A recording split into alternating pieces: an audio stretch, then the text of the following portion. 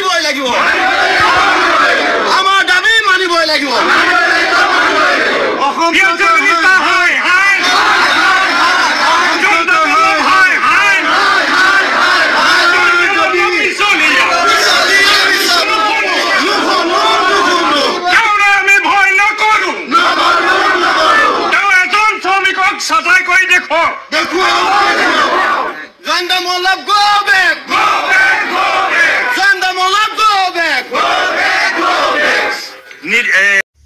জলজীৱন আঁচনিত জুই লাগিছে জলজীৱন আঁচনিত জুই লাগিছে আপোনালোকে হয়তো গম পোৱা নাই পানীত কেনেকৈ জুই লাগিলে নমস্কাৰ বন্ধু বান্ধৱীসকল মই মৰমী মোৰ ইউটিউব চেনেলটোলৈ আপোনালোক সকলোলৈকে স্বাগতম জনালোঁ আশা কৰোঁ আপোনালোকৰ সকলোৰে ভাল বৰ্তমান মোৰো ভাল বাৰু জলজীৱন আঁচনিত জুই লাগিছে মানে আমাৰ গোলাঘাট ডিষ্ট্ৰিক্ট সমগ্ৰ জলজীৱন আঁচনিটোতে ঘূনে ধৰিছে এইখন বিজেপি চৰকাৰে আৰু কিমান ঠগি জনসাধাৰণক কিমান ঠগি শেষ কৰিছে এতিয়া জলজীৱন মিছনৰ যিবিলাক পানী উপভোক্তাৰ যিসমূহে পানী আঁচনিত যোগান ধৰিম বুলি তেওঁলোকে জলজীৱন আঁচনিত কাম কৰিম বুলি তেওঁলোকে নিজৰ মাটিত ৱাটাৰ সাপ্লাইটো বহাই এতিয়া তেওঁলোকে ভুগিছে নাজুৰ নাকুটি কাৰণ তেওঁলোকৰ কিছু লোক এই সংসাৰৰ পৰা শৰ্ট সাৰ্কিটত বিদায় মাগিছে আৰু তেওঁলোকৰ দিন হাজিৰা আপোনালোকে শুনিলে হয়তো হাঁহিব এগৰাকী মহিলাৰ আজিকালি দিন হাজিৰা 250 টকা আৰু এটা জলজীৱন মিছনৰ পানী যাক দায়িত্ব দিয়া থাকে সেই উপভোক্তাজনৰ দিন হাজিৰাৰ মাত্ৰ 240 টকা বা 50 টকা তেওঁলোকে এটা ৱাটাৰ সাপ্লাই পানী বিতৰণ কৰি দৈনিক যদি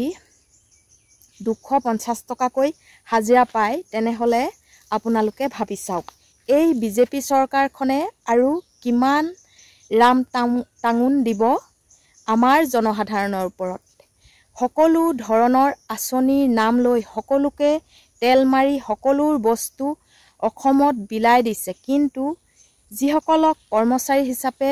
ব্যৱহাৰ কৰিছে তেওঁলোকৰ উচিত মূল্য নিদিলে তেওঁলোকে ক'ৰ পৰা চলিব যিসকলে আচলতে দুৰ্নীতি কৰি টকাৰ খাই আছে টকাৰ খক পূৰণ কৰি আছে তেওঁলোকৰ পেট ঠিকেই ভৰিছে কিন্তু যিসকলক আচলতে কামত লগাইছে বা যিসকলক ব্যৱহাৰ কৰিছে তেওঁলোকক যদি 200 টকা বা 250 টকা দিন হাজিৰা বা মজুৰি দিয়ে তেনেহলে আপোনালোকে এবাৰ ভাবি চাওক এইখন চৰকাৰৰ ভয়ত আচলতে বহুতে বহু কাম কৰিবলৈ এৰিছে তথাপিতো তেওঁলোকৰ প্ৰাণক নেওচি প্ৰতিবাদ কৰিবলৈ ওলাই গ'ল এতিয়া অনিৰ্দিষ্ট কালৰ বাবে তেওঁলোকে পানী বন্ধ কৰি দিছে পানী বন্ধ কৰি দিয়াৰ কাৰণটো আপোনালোকে গম পালেই পানী বন্ধ কৰি দিয়াৰ পাছত আমাৰ গাঁৱত হাহাকাৰ লাগিছে পানী বন্ধ কৰি দিয়াৰ পাছত আমাৰ যিসমূহ গাঁৱৰ মানুহে পানী পাই আছিল বা পানী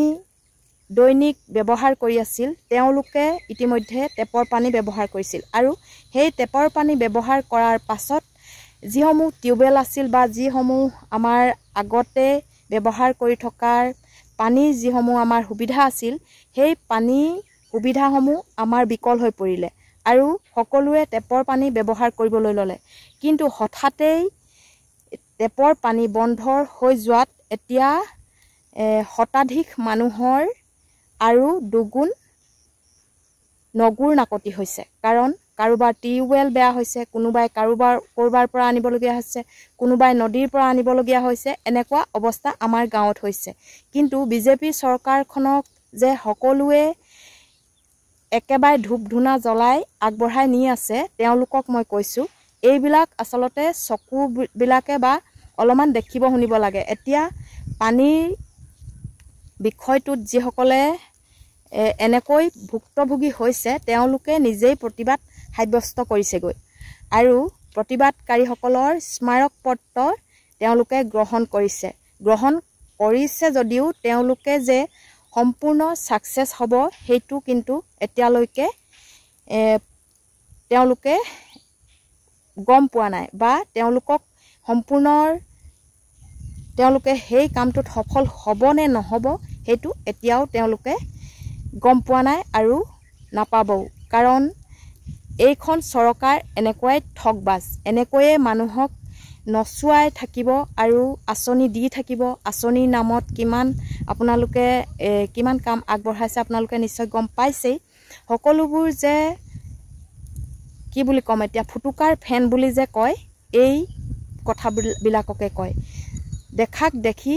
তেওঁলোকে আঁচনিৰ নাম লয় আৰু দেখাক দেখি সকলোবোৰ কৰিবলৈ মন মেলে কিন্তু তাৰ বিনিময়ত কাক কি দিব লাগে সেইবিলাক কথা তেওঁলোকে ভুৰ ভটঙে লোৱা নাই কাৰণ আমাৰ গাঁৱৰ মানুহৰ যিসমূহ গাঁৱলীয়া মানুহ তেওঁলোকৰ এডখৰ মাটি ৱাটাৰ সাপ্লাই নামত গুচি গৈছে আৰু সেই ৱাটাৰ সাপ্লাই নামত যিডখৰ মাটি গৈছে সেই মাটিডখৰৰ উচিত মূল্য তেওঁলোকে সেই যিটো মাননি দিব সেই মাননিটোতে পাব লাগিব কাৰণ খেতি কৰি যিসমূহ পায় সেইসমূহ তাতে ওলাব লাগিব তাৰ বিনিময়ত এজন ব্যক্তিৰ অহৰহ তাত লাগি থাকিব লাগিব সেই বিনিময়তো তেওঁলোকে সেই ব্যক্তিজনকো এটা মাননি দিব লাগে সকলোবোৰ তেওঁলোকে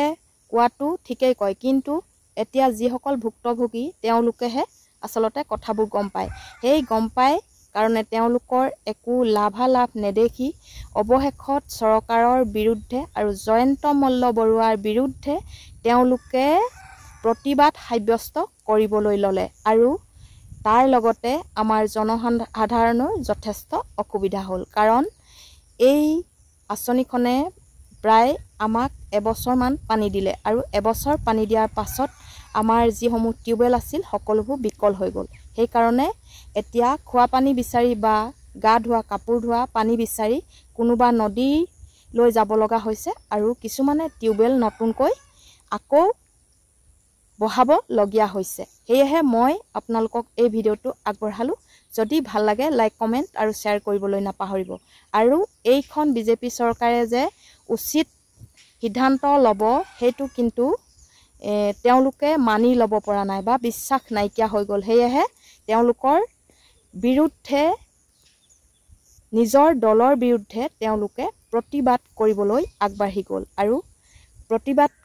কৰাৰ বাবে তেওঁলোকে স্মাৰক পত্ৰখন গ্ৰহণ কৰা দেখিবলৈ পোৱা গৈছে মই এইটো কাৰণে ভিডিঅ'টো আগবঢ়ালো যে আমাৰ পানী সমস্যাটো এই কেইদিন বাঢ়িছে আৰু এই দুটামান তিনিটামান WhatsApp গ্ৰুপত এই কথাষাৰ সুধিলো কেইবাজন ব্যক্তিও মোক ভিডিঅ' লিংক শ্বেয়াৰ কৰিলে ভিডিঅ' সমূহ চাই মই ইতিমধ্যে সকলো গম পালো সেই গতিকে মই আপোনালোকলৈ এই কথাকেইষাৰ আগবঢ়ালো আৰু ভাল লাগিলে লাইক কমেন্ট আৰু শ্বেয়াৰ কৰিবলৈ নাপাহৰিব আৰু যিসকলে মোৰ চেনেলটো নতুনকৈ চাইছে তেওঁলোকে মোৰ চেনেলটো সাবস্ক্ৰাইব কৰি কাষতে থকা বেল আইকনটো ক্লিক কৰি দিবলৈ নাপাহৰিব ধন্যবাদ